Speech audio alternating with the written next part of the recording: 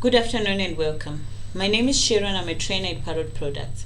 In today's session, we are going to be looking at tools, applications, and software that can be used to enhance a science lesson. So basically, these technological tools can be used for a variety of things. It might be to showcase the content that is being taught, or maybe to assess the learners on their understanding. So basically, the first tool that technological tools, applications and software that I'm going to look at focuses on biology. So the first tool is called Corians 3D. This is an application that allows educators to showcase content in 3D format.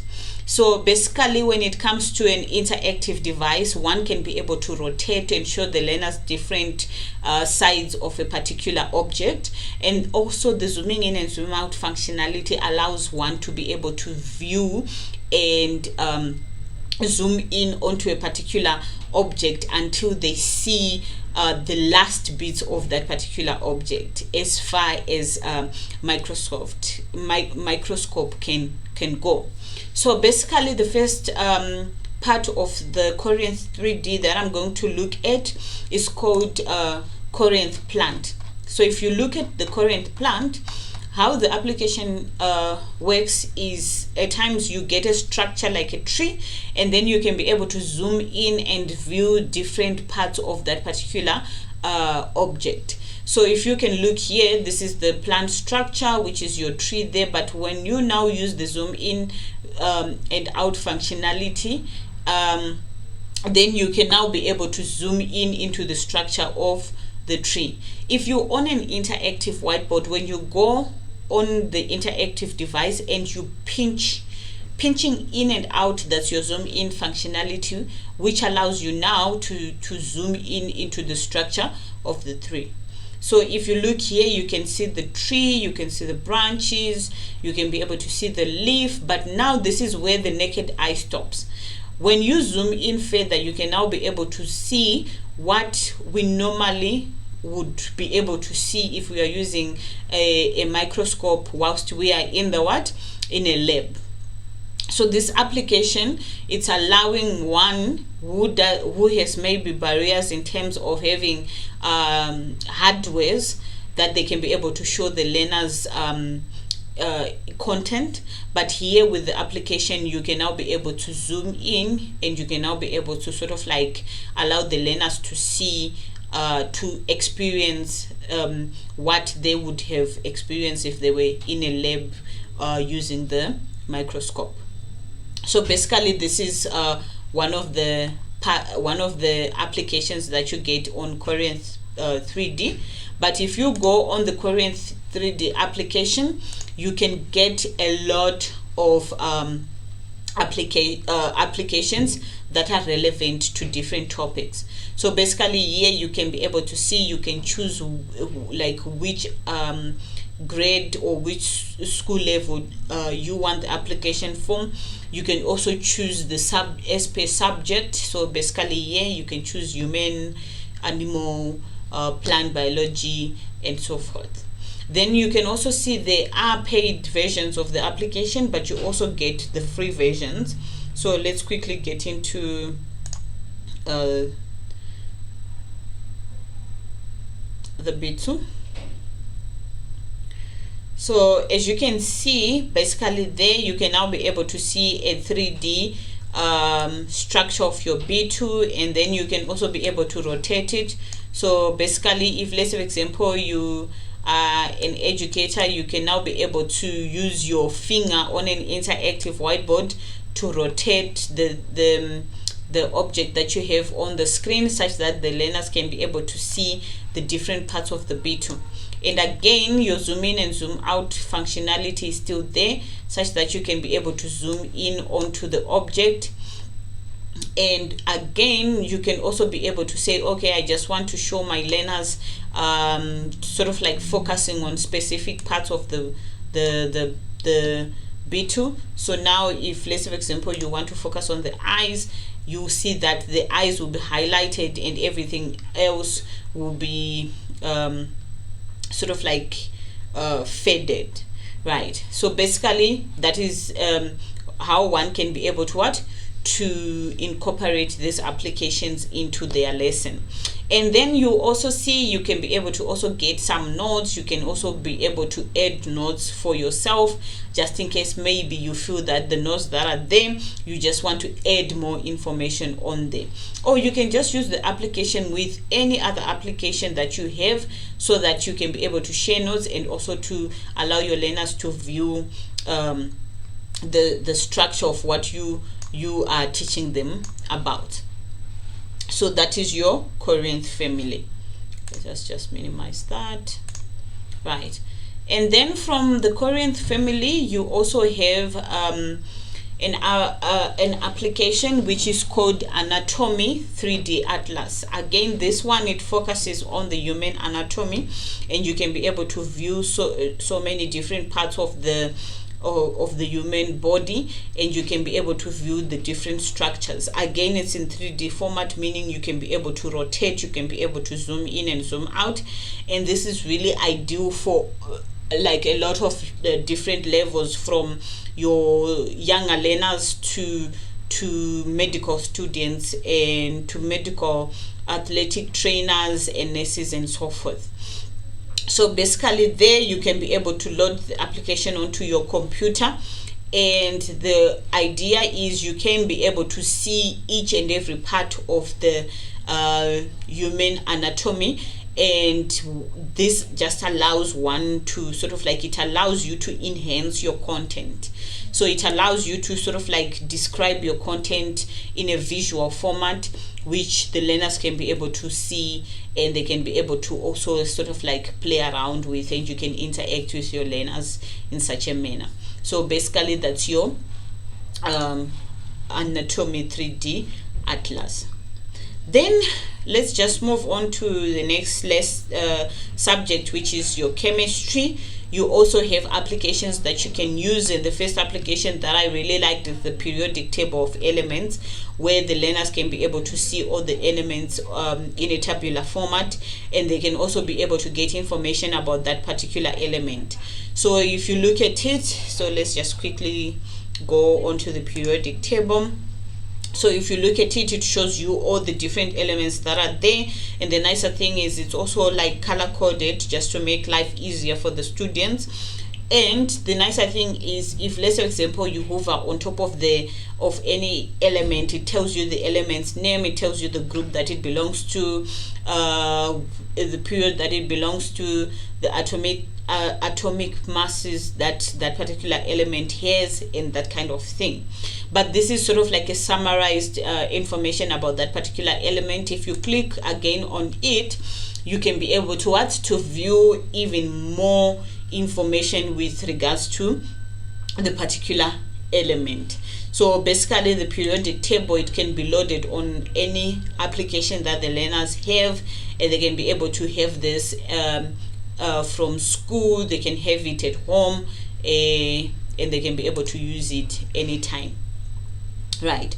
Then from the periodic table, we also have this website, which allows for engagement, because you have like simulations that the learners can be able to practice the knowledge that they have learned, and also to do their researches. The nicer thing about PHET is also it provides an educator community where educators can be able to share information, they can be able to share their experiences, and they can also be able to share how they have used the simulations in their different classes. So you get some tips, and you get video tips, which also allows you sort of like to help you in teaching a particular subject. So let's say, for example, if you come here, this simulation allows the learners to interact with content. So basically, maybe you would have taught them a particular subject, but now you want them to sort of like practice that particular subject. Then they can be able to do it. And the nicer thing is, because this is web-based, they can be able to do it on their own devices, or any device from cell phone, tablet, and a laptop. All right. So basically, if we, like, let's say, for example, we take this particular brick, if we want to see the energy level of this particular brick, you can be able to see the energy level there. You can be able to see the energy level on the iron as well, energy level in the water, and also on the oil. So basically, if I put there, this is now like your normal temperature, right? But if we now put our bricks on there such that we heat it up, so let's just link both the heat so that we can see both of them heating up. So as you can see, the temperature as it rises, then you see that the energy level in on there, it also increases. And you can, so the learners can be able to experiment on their own, and they can be able to to sort of like have sort of like conclusions with regards to what they have been taught, and they can be able to practice on their own. And then, for example, there, if we put it in water, then you can see the temperature is going down, and also the energy levels in the brick, it goes down. So basically, this PHET, it just allows the learners to sort of like simulate content and be able to practice what they would have what they would have learned, right? Okay. And it's not just physics, or you can get simulations for different subjects. So you can get simulations for biology, you can get simulations for chemistry, you can get simulations for physics, you can also get simulations for mathematics and any other subject that the learners need to practice. Then you have LabStar. So again, LabStar, it's web-based. So basically, with LabStar, you can be able to see different virtual environments where learners can be able to now practice things that they would have done in a lab. So basically, this application is really ideal for places where either you are lacking lab content for your lab, might be instruments and so forth, or you don't even have a lab. Then it means this application, it gives the learners sort of like a virtual tour of how you can be able to use the lab for chemistry, for physics, for biology, and it also allows them the virtual experience of practicing experiments. So basically, there are a lot of experiments that your learners can be able to play around with, and they can be able to play around it in a virtual environment, right? And then let's move on from chemistry. Let us also look at tools that can be used for physics. So the first tool that we are going to look at is called LifeCue. So basically, with this particular website, it has like a platform where educators can be able to build content as well. They can be able to see the different curriculums. You can have like a library where you can share content, and then you also be able to view interactive 3Ds. And you see some of the interactive 3Ds that are on this particular website, they are already created by Corinth, which we talked about when we started, which creates 3D applications for enhancing content, right? So basically, if you come to this particular site, you can now be able to some of the Corinth applications, they are available for you to be able to use. So basically, let us look at this particular one. Again, it's in 3D format, such that you can be able to rotate. You can also be able to zoom in and zoom out, and then also again you can be able to sort of like focus on a particular part. So basically, if I want to look at the muscle of the arms, then it grays out everything else, and it sort of like highlights that particular area that you want to focus on, right? So basically, again, 3D format, it allows you can add your content, and you can also be able to just pay specific information, specific sort of like view on a particular part of content. Right, then we move on from there. We also look at YouTube. So there are so many YouTube channels that one can be able to take into consideration when you want to use technology to enhance your lessons. So basically, at times maybe you want to add video sessions for revision or to enhance what you have already taught. You can also add YouTube channels like Dr. Physics, who sort of like specifically focuses on physics, and they sort of like explain physics content further. So basically, if let's say for example one has explained content, but you now want also somebody to sort of like enhance or add on to what you have taught, then you can use Dr. Physics video files, which are on YouTube. And this is also ideal because your learners are not going to need a lot, except maybe for a phone, for data, or even a free Wi-Fi which is provided in libraries, and they can be able to have a lesson for physics.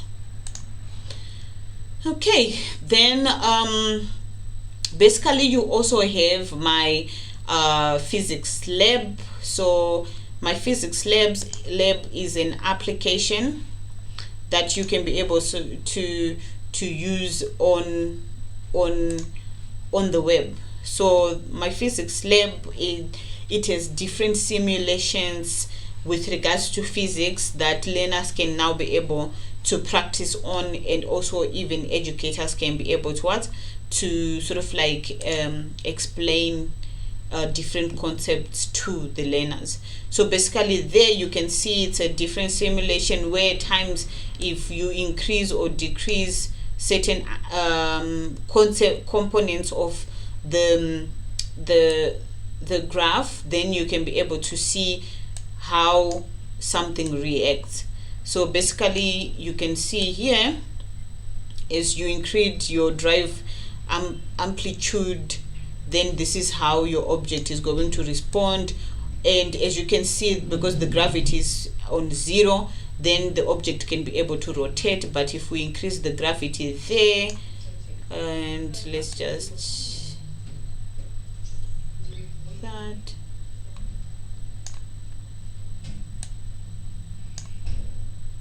let's increase the mass, right, then you can now be able to see like how one thing responds. So basically you can be able to use this in your physics lesson. So there are so many things there that one can be able to use, and again it's just for the learners to be able to simulate information in such a manner.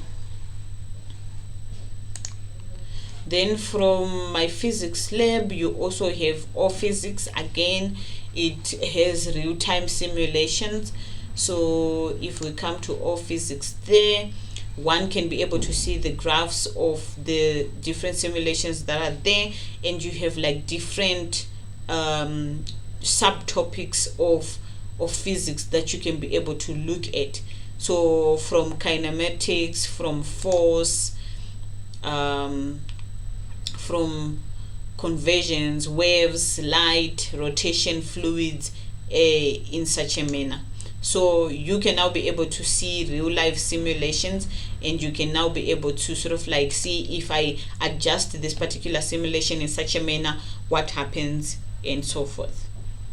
So basically there, let's just quickly come and play that. So this is your standard where your A is 1.7, your velocity is 1.6, and that kind of thing. But now at times you can be able to come and readjust that. So let's just pause that, and we can be able to say, okay, let us maybe increase maybe our velocity there, and then let's reduce our acceleration. And okay, let's just reset this quickly. So let's reduce our acceleration then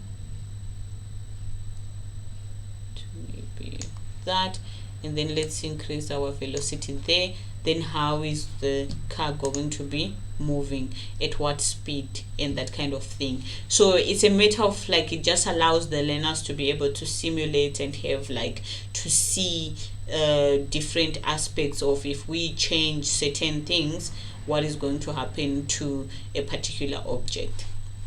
So basically these are some of the tools that one can be able to use to sort of like enhance their lesson. I'm going to share this link just below the video, so that you can be able to visit these different applications or softwares, and then you can be able to use them in your lessons. And then also, if, let's say for example, you want to see again the chemical basis of different elements, then you can also be able to use Skylab. So Skylab is ideal for chemistry, where if, let's say for example, you select something, then you can be able to get more information with regards to the gases, the solids, chemical reactions that you'll be having on your screen. And all these things, they are free and interactive, meaning learners can be able to work individually, as groups, or in the classroom. And I believe that this can be able to just add some interaction with the learners, and some learners and educators, or some interaction between learners and their peers. So thank you so much for watching this particular video, and we look forward to creating more videos that are informative. Thank you so much. Have a nice day.